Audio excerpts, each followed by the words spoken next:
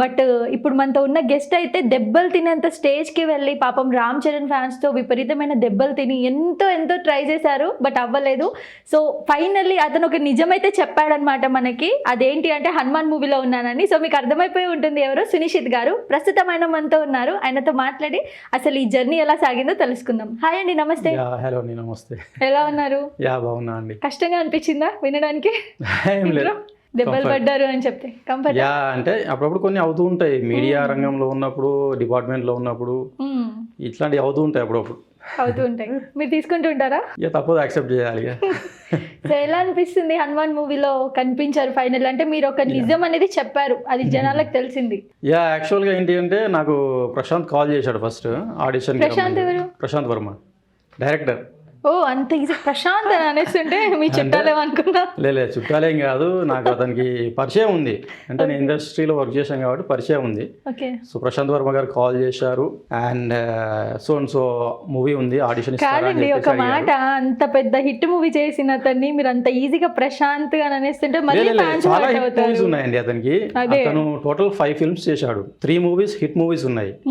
అంటే నేను as a part of film industry, నేను యాజ్ ఏ ఆర్టిస్ట్ అనుకోండి, రైటర్ అనుకోండి, సో అట్లా అనమాట.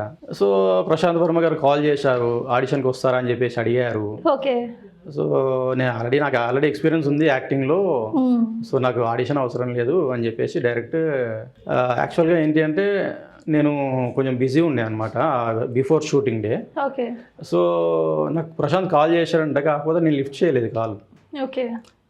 నాకు ఒక కొరియోగ్రాఫర్ తెలుసు అనమాట, ఆ కొరియోగ్రాఫర్ కాల్ చేశాడు. సో ఇట్లా వీళ్ళు హనుమాన్ మూవీ టీం కాంటాక్ట్ అవ్వడానికి ట్రై చేస్తున్నారు, ఒకసారి కాల్ చేయండి. నాకు ఇమీడియట్గా ప్రొడక్షన్ మేనేజర్ కాల్ చేశారు, వాల్మీకి గారు.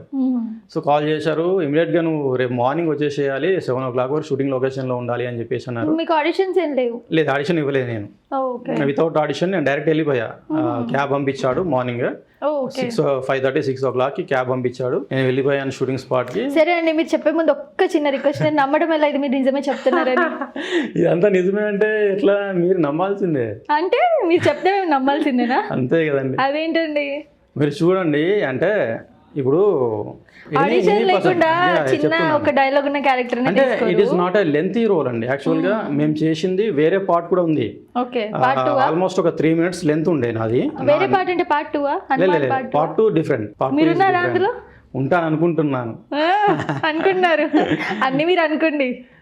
అంటే ఇప్పుడు మనము ఒకటి ఎక్స్పెక్ట్ చేస్తేనే కదా, మనిషి అనేవాడు ఆశావాది. సో ఎక్స్పెక్టేషన్స్ ఉంటాయి మనిషికి, మీకు కొంచెం ఎక్కువే. లావణ్య త్రిపాఠి మీ వైఫ్ ఊహించుకుంటారు, అవన్నీ జరిపోయినాయిలేండి, అవన్నీ ఇప్పుడు ఎందుకు మళ్ళీ. ఇప్పుడు డీసెంట్ అయిపోయారా? డీసెంట్ అని కాదు, ఇప్పుడు అంటే అట్లని కాదు. ఇప్పుడు పర్సనల్ లైఫ్ ఒకటి ఉంటుంది ఎవరికైనా, ఎనీ పర్సన్ పర్సనల్ లైఫ్ అనేది ఉంటుంది, ఫ్యామిలీ కానివ్వండి, పిల్లలు కానివ్వండి. సో వాళ్ళందరినీ మీడియా ముందుకు లాగితే బాగుండు. సో అట్లా అనమాట. అంటే నేను చెప్పేవి చెప్తాను ఆడియన్స్కి, నేను చెప్పాలనుకునేది చెప్తాను. సో అందులో ఎంత మాత్రం నిజం ఉంది. అండ్ యాక్చువల్గా ప్రశాంత్ వర్మ గారు నన్ను ఇంటర్వ్యూస్ చూసే కాల్ చేశారంట. అంటే దీన్ని బేస్ చేసుకొని, ఇంటర్వ్యూస్ని బేస్ చేసుకుని అందులో రోల్ పెట్టారు నాది. ఇప్పుడు హనుమాన్ మూవీలో సో ఇప్పుడు ఆ హనుమంతు అనే పర్సన్కి ఎలా వచ్చాయి పవర్స్ అని చెప్పేసి సైంటిస్ట్ రీసెర్చ్ చేస్తూ ఉంటే వచ్చి నా పక్కన కూర్చుంటాడు. సో నేను బనానా తినుకుంటూ ఉంటాను. సో నేను చెప్పాలనా అని చెప్పేసి చెప్తాను. సో నీకు తెలుసా అని అడుగుతాడు. సో నేనే ఇచ్చాను పవర్స్ అన్నీ అతనికి, నేను సాక్రిఫైస్ చేశాను నా పవర్స్ని అతనికి అని చెప్పేసి అట్లా ఫన్నీ వేలో రాశారనమాట. నేను షూటింగ్కి వెళ్ళగానే ఇంకా రాలేదు director. So just associate director ఉన్నాడు, వాల్మీకి గారు ఉన్నారు. సో బ్రేక్ఫాస్ట్ చేసి రెడీగా ఉన్నాను నేను. సో అసోసియేట్ డైరెక్టర్ వచ్చేసి నాకు రోల్ ఎక్స్ప్లెయిన్ చేశాడు. సో ఇట్లా ఉంటాయి, సార్ డైలాగ్స్ చెప్తారు అంటే ఎగ్జాక్ట్ అవి సార్ చెప్పిన డైలాగ్సే చెప్పాలని ఏమీ లేదు, మీ కంఫర్ట్గా ఉండేలా డైలాగ్స్ చెప్పండి, డబ్బింగ్లో మేనేజ్ చేసేయచ్చు అని చెప్పేసి అన్నారనమాట. సో అట్లా జరిగింది. సో షూటింగ్ 1 dayనే షూట్ చేశాను నేను. యాక్చువల్గా వాళ్ళు నాయి 3 days అడిగారు. సో నేను ఈవినింగ్ కాల్ చేశాను, షూటింగ్ అయిపోయిన ఈవినింగ్ కాల్ చేశాను. సో మళ్ళీ ఉంటుంది అని చెప్పేసి అన్నారు. అంటే ఇంకొక సీన్ ప్లాన్ చేశారు నాది, ఆ సీన్ కాకుండా వేరే సీన్ కూడా ప్లాన్ చేశారు అనమాట. సో ఇంకొక సీన్ కూడా ఉంటుంది అని చెప్పేసి చెప్పారు. ఆ తర్వాత నాకు కాల్ ఏం రాలేదన్నమాట. ఓకే. డైరెక్టర్ గారి నుంచి, మన ప్రొడక్షన్ వాళ్ళ దగ్గర నుంచి నాకు కాల్ ఏం రాలేదు.